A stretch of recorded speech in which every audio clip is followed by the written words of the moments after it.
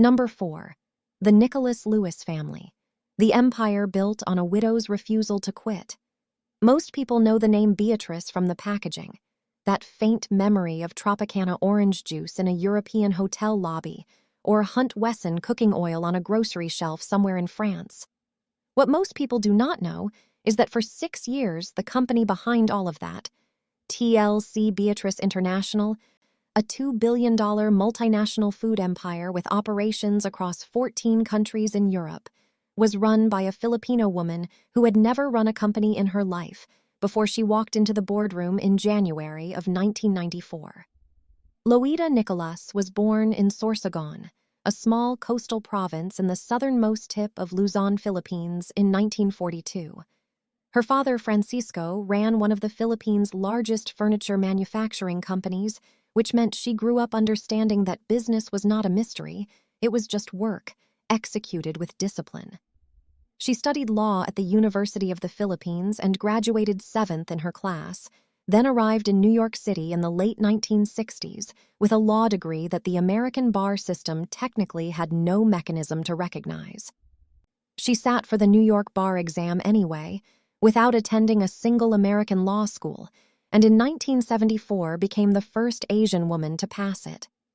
The bar committee initially told her it couldn't be done. She did it anyway. She met Reginald Lewis on a blind date in 1968.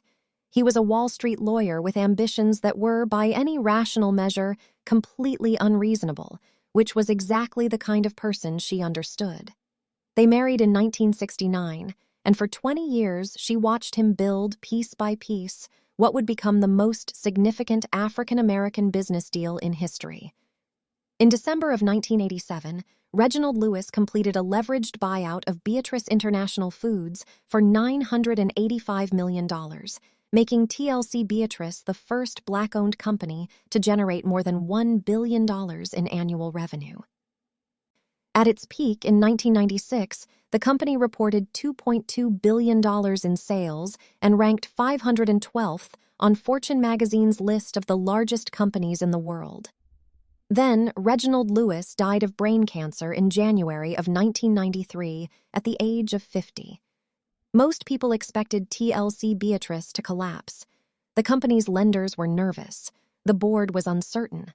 The financial press wrote the kind of articles they write when they expect a company to fall apart slowly and publicly. Loida Nicholas Lewis grieved for 1 year, privately, the way her faith required. Then she walked into the CEO's office, and the first thing she did was sell the company jet and the limousines, and move her office from the top-floor luxury suite to a smaller, more practical space 1 floor down. She said she was tired of watching money leave the building that wasn't doing any work. She ran TLC Beatrice for 6 years. She sold assets strategically, managed the company's European footprint with discipline, and when she finally wound it down and sold the remaining holdings in 1999, the family walked away with its wealth preserved. Her estimated net worth today sits at approximately $600 million, held through TLC Beatrice LLC, the family investment firm she continues to chair. But here is what the numbers don't capture. Loida Nicholas Lewis is also the co-founder of the National Federation of Filipino American Associations, which she helped build in 1997 specifically to create political power for a community that was economically successful but largely invisible in Washington. She co-wrote the definitive legal guide for immigrants navigating the U.S. green card system. At 82 years old, she launched a podcast because she decided that what Filipino America needed was a place where its stories could be told without being filtered through somebody else's editorial calendar. She is worth $600 million, and she still answers her own phone. If the next family on this list represents Silicon Valley from the inside, the Nicholas Lewis legacy represents something rarer, the quiet, relentless work of someone who was never supposed to be in the room, who walked in anyway and stayed. Number 3. The Go Murphy family, the billionaire nobody saw coming. In 1988, a Filipino immigrant woman named Rosie Go and her husband, both of them state employees working ordinary government jobs in the Bay Area, had a son in Berkeley, California. They named him Robert. They sent him to a private Catholic school. They gave him a middle-class upbringing in a city that was already beginning to transform around the edges of what would become Silicon Valley. There was nothing about this family that suggested $1 billion was coming. That is exactly the point. Robert Cornelius Murphy, who goes by Bobby, enrolled at Stanford University to study mathematical and computational science.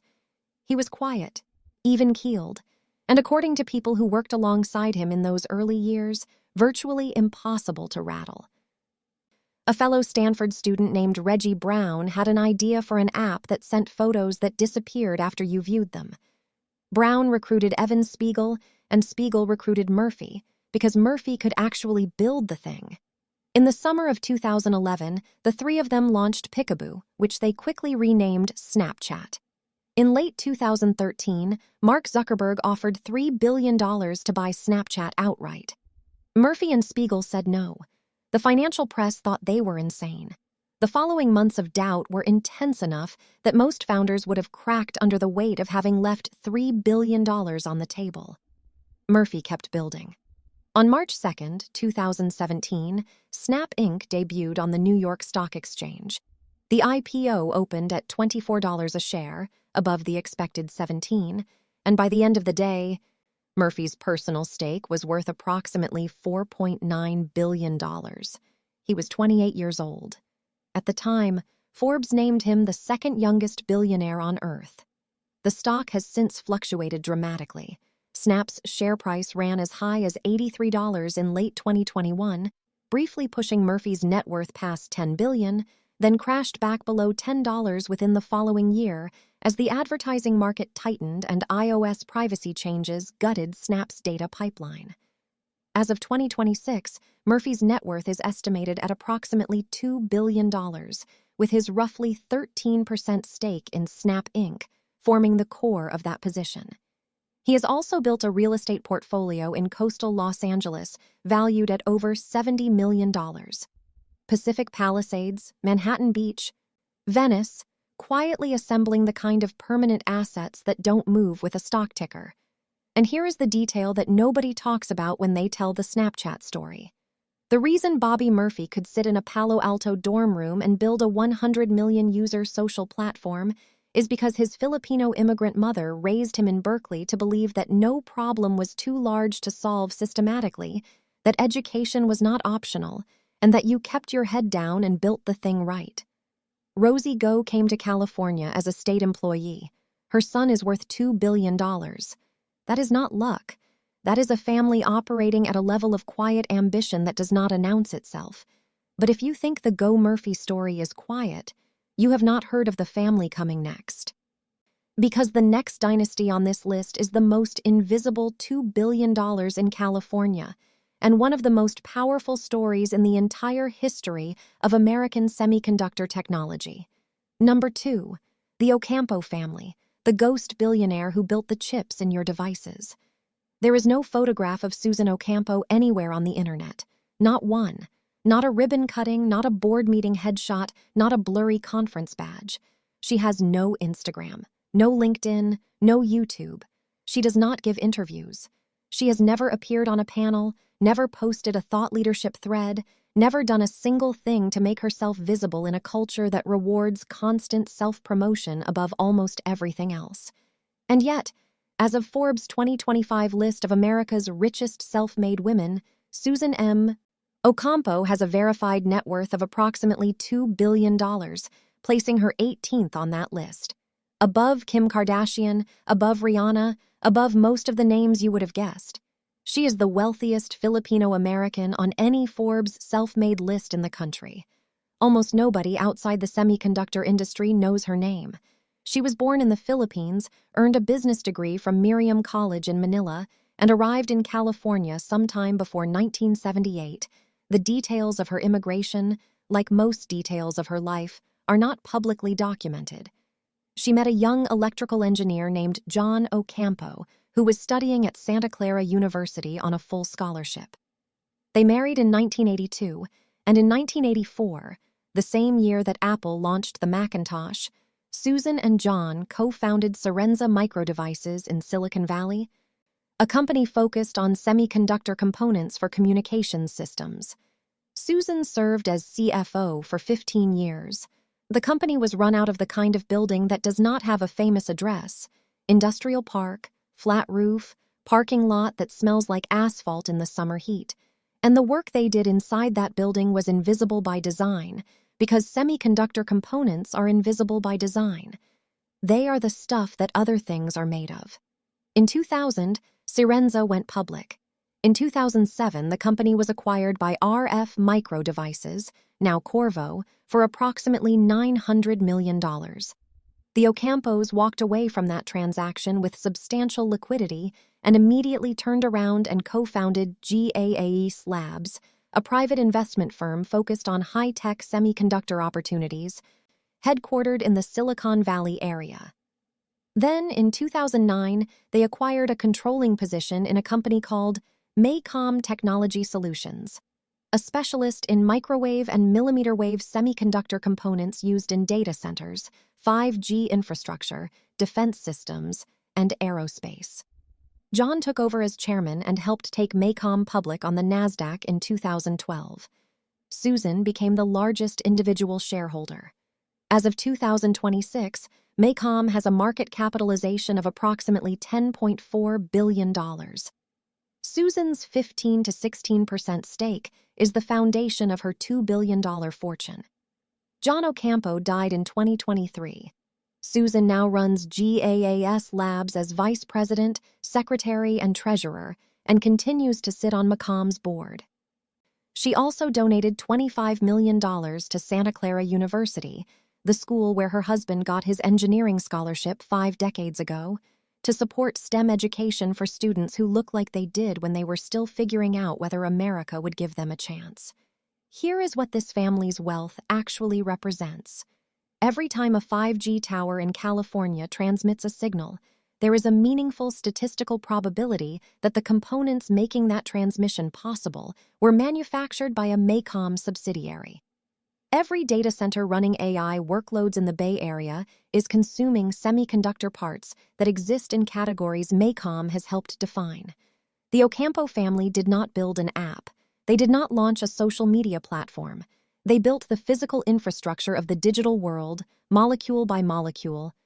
Over 40 years, from a building in Silicon Valley that you have probably driven past without ever once knowing whose name was on the lease. That is what $2 billion looks like when it is earned in complete silence. But if Susan Ocampo is the ghost, the family at number 1 is the legend. The man who did not just build chips for Silicon Valley, he built the architecture that personal computing itself was designed around. And he did it barefoot, on a dirt road in Cagayan province, walking 3 miles each way to a school that barely had electricity. Number 1. The Banatao family. The man who built the backbone of Silicon Valley. Here is a fact that should stop you cold. The computer you are watching this on right now, whether it is a desktop, a laptop, or a tablet, almost certainly contains technology that traces its fundamental architecture to work done by a Filipino rice farmer's son from a town called Iguig in the province of Cagayan in the northern Philippines. A town so remote that its main elementary school did not have paved roads leading to it. A town where Diosdado Banatao walked barefoot every morning to get an education. Let's talk about what this family actually built, because the numbers alone don't do it justice. In 1981, Dado Banatao, working at a company called Seek Technology in Silicon Valley, developed the world's first 10-megabit Ethernet CMOS chip. If you do not know what that means, here is the translation. He built the component that allowed computers to talk to each other over a network. The networking infrastructure that would eventually become the backbone of the Internet. He did this in 1981. The Internet wouldn't be publicly accessible for another decade, but Banatao had already built a critical piece of the hardware it would run on. In 1984, he co-founded Mostron with a capital of $500,000. In 1985, he co-founded Chips and Technologies, C&T, a company that developed the first system logic chipset, compatible with IBM's PC/XT and PC/AT. What does that mean? It means that every personal computer running IBM's architecture in the mid-1980s, every machine in every office, every school, every government building, was using a chipset that a Filipino farmer's son designed. In the first 4 months of operation, C&T earned $12 million. 22 months after founding, it went public. In 1997, Intel acquired Chips and Technologies for approximately $300 million. But Banatao was not finished. He had already co-founded a third company, S3 Graphics, and by 1996, S3 was the market leader in GUI accelerator chips, the components that rendered the graphical user interfaces of Microsoft Windows on PC monitors. By that point, he had co-founded 3 companies, each of which had either gone public or been acquired for hundreds of millions of dollars. There is a detail that Silicon Valley insiders love to tell about Dado Banatao, though it is rarely written down anywhere official.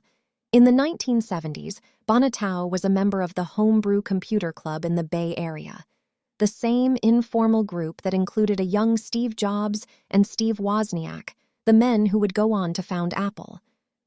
The Filipino kid from Iguig was in the room where the personal computing revolution was being designed, not as a visitor, but as a peer. He met Jobs there. He understood what Jobs understood. And then he went off and built the chips that made Jobs' vision possible. In 2000, Banatao made what may have been his most audacious move. He launched Tallwood Venture Capital with $300 million, every cent of it his own money, not a single outside investor. He put his entire personal fortune into a fund dedicated to investing in the next generation of semiconductor technology. Later, he sold a small company with fewer than 20 employees for more than $1 billion. He was also a founding investor in SciRF Technology, one of the first companies to commercialize GPS navigation after the U.S. government declassified the signal in the year 2000. The navigation app on your phone, the one you used this morning to avoid traffic, runs on architecture that has a direct lineage back to a company Dado Banatao helped bring into existence. His estimated net worth at the time of his death was approximately $5 billion. Diosdado Banatao died on December 25, 2025, on the campus of Stanford University, where he had spent his final weeks surrounded by the institution he had come to love. He was 79 years old. His family announced his passing on Christmas Day. The semiconductor industry paused. The Filipino American community grieved. The broader tech world, for the most part, barely noticed, which tells you everything you need to know about how invisible this family's contributions have always been to the people who benefited most from them. But here is what did not die with him. The Dado Banatao Educational Foundation continues to award 5 scholarships annually to Filipino engineering students pursuing degrees in technology. The Philippine Development Foundation, PhilDev, which he spun out of Ayala Foundation and personally funded, continues operating programs in both the Philippines and the United States, building pathways for Filipino students into STEM careers. The Banatao Filipino American Fund continues helping California high school students of Filipino heritage get into engineering programs at major universities. And Tallwood Venture Capital, the $300 million fund he built from scratch, continues investing in the semiconductor sector that he spent 50 years helping to define. The family he left behind is now the steward of one of the most consequential legacies in Silicon Valley history, not because they are famous, not because their name is on a building on Sand Hill Road, but because every chip that runs, every network that connects, every GPS coordinate that resolves on your screen carries the invisible fingerprint of a barefoot kid from Cagayan who decided that the distance between a dirt road in the Philippines and the center of the most important technology industry in human history was just a matter of how badly you wanted to close it. And so here we are, 5 families, 5 completely different industries, 5 different definitions of what it means to build something that lasts. Sheila Marcelo built an economy around care, the invisible work that keeps families functioning, and sold it for $500 million before turning around and doing it again. Loida Nicholas Lewis walked into a $2 billion corporate wreckage after the worst year of her life and turned it into a controlled, profitable exit, then spent the next 30 years building political power for a community that had been generating wealth in silence. Bobby Murphy's Filipino immigrant mother raised a son in Berkeley who turned down $3 billion from Mark Zuckerberg at 23 years old and was right to do it. Susan Ocampo built 2 semiconductor companies, sold one for $900 million, controls a $10 billion chip maker, and has never allowed a single photograph of herself to appear anywhere on the internet. And Dado Banatao started without shoes and ended up building the physical substrate of the digital world, the chips, the chipsets, the GPS, the venture capital, from a bare concrete floor in Silicon Valley, funded by nothing but his own engineering genius and a refusal to accept the ceiling that the world kept trying to place above his head. Here is what I want you to sit with. If you removed the contributions of these 5 Filipino dynasties from California's technology and economic history, Silicon Valley as you know it would not exist in its current form. The infrastructure would be different. The care economy would not exist. The GPS would have been commercialized differently, or later, or not at all. And Snapchat, which now processes more than 4 billion snaps every single day, would be somebody's abandoned side project. So here is the question I want you to answer in the comments. Which of these 5 families surprises you the most? Is it Susan Ocampo, the $2 billion billionaire with no photo and no social media presence, or is it Dado Banatao, the man who built the chips inside the machines that built Silicon Valley, who died on Christmas Day and barely made the news cycle? Because I think your answer says something important about who gets credit in this country and who keeps getting overlooked, even when they are carrying the whole weight of the industry on their shoulders. Let me know what you think below. Like and subscribe to Apex Status. We are tracking the money.